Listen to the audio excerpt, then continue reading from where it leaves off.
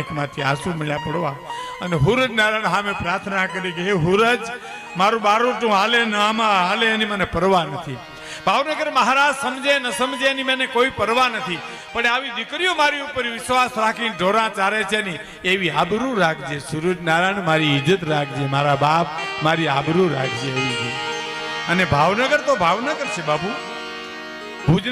ભુજ મહારાજને મારી સલામ છે, જુનાગઢ નવાબને સલામ છે, જામનગર જામ સાહેબને સલામ છે, પણ ભાવનગર ભાવનગર છે સાહેબ. 18 પાદરના ધણીની વાત કરું તો એક જ ભાવનગર રાજમાં બાપુ એક એવો નિયમ હતો કે પ્રજાના ઘરમાં ચોરી થાય તો રાજને જાણ કરવાની, બસ કે અમારા ઘરમાંથી આટલી ચોરી થઈ તો રાજ ચોરને પકડી દે સાહેબ.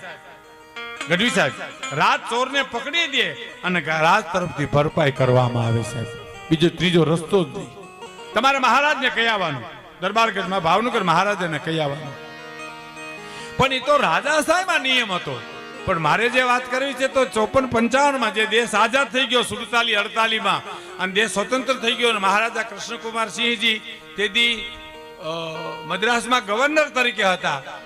અને એ દરમિયાન ભાવનગરની પાસે ટાણા ગામના ખેડૂતના કોક બળદ ચોરી ગયું અને એને ખબર પડી કે મારા બળદ કોક લઈ ગયું. એટલે એને ખબર કે આપણે ભાવનગર મહારાજાને કહીએ કે અમારા બળદ ચોરાઈ ગયા. એને ખબર નથી દેશ આઝાદ થઈ ગયો, દેશ સ્વતંત્ર થઈ ગયો, રાજાશાહી ખતમ થઈ ગઈ, પણ અટાણે ઘણાને ખબર નથી. તો તે દી ક્યાંથી હોય છે અટાણે ક્યાં કોઈને ખબર છે. અને ગયો ભાવનગર. ભાવનગર બાપુને મારે મળવું છે, મહારાજને મળવું છે. તો કઈ તો મદ્રાસ છે, મદ્રાસ ગયો સાહેબ ટ્રેનમાં બેહીને અને મુલાકાત માગી ગવર્નર તરીકે કૃષ્ણકુમાર સિંહજીની. અને મુલાકાત માગી અને મુલાકાત આપી ભાવનગર મહારાજાએ કે આવવા દો એને. આવ્યો એટલે મેલા ગેલા લુગડા ટ્રેનમાં બેહીને ગયેલો બિચારો, હાથ જોડીને કે બાપુ જય માતાજી. તો કે જય માતાજી. શું આવ્યા, જાત્રા કરવા આવ્યા આ બાજુ? તો કે ના બાપુ જાત્રા કરવા નથી આવ્યો, તમારી પાસે જ આવ્યો છું. અરે અહીંયા આવવાનું કારણ? બાપુ મારા બળદ ચોરી ગયું કોક. કે મારા બળદ કોક લઈ ગયું. ભાવનગર મહારાજ તો સમજણનો હિમાળો કહેવાય ને બાપુ. એને ટ્યુબલાઇટ થઈ ગઈ કે આ માણસને ખબર નથી કે દેશ આઝાદ થઈ ગયો, રાજાશાહી ખતમ થઈ ગઈ, વર્ષો વ્યાં ગયા, તોય બિચારો આવ્યો જ. પણ ખુલાસો ન કર્યો અને બળદ લઈ ગયા તો કા આલે એટલા રૂપિયા બીજા બળદ લઈ જાય. ઈ ભાવેના સાહેબ, ઈ ભાવના. અને બહુ જાણીતી વાત, પણ મને પાકી થાય, મને પાછી ગમે એટલા ખાતર કહું છું કે ભાવનગર મહારાજ બગીચામાં બેઠાલા અને બગીચામાંથી ગરીબ માણસ નીકળેલો, ભૂખ બહુ લાગેલી.